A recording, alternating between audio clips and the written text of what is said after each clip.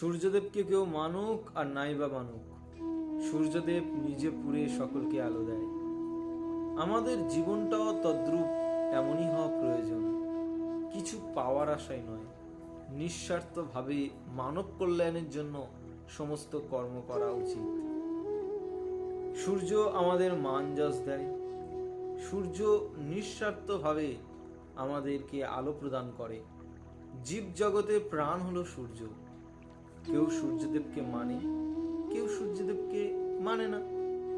কিন্তু সূর্যদেব কিন্তু ভেদাভেদ করে না।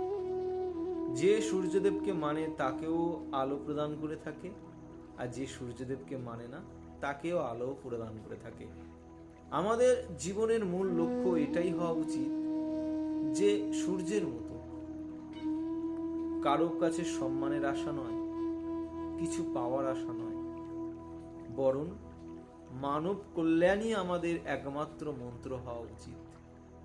আজ ইতু পূজা, সূর্যদেবের কাছে কামনা করি সকল মানুষের মধ্যে সদ্বুদ্ধির উদয় হোক এবং নিঃস্বার্থভাবে মানব কল্যাণের জন্য আমাদের জীবনের মানব উন্নতির পথে যেন এগিয়ে চলি।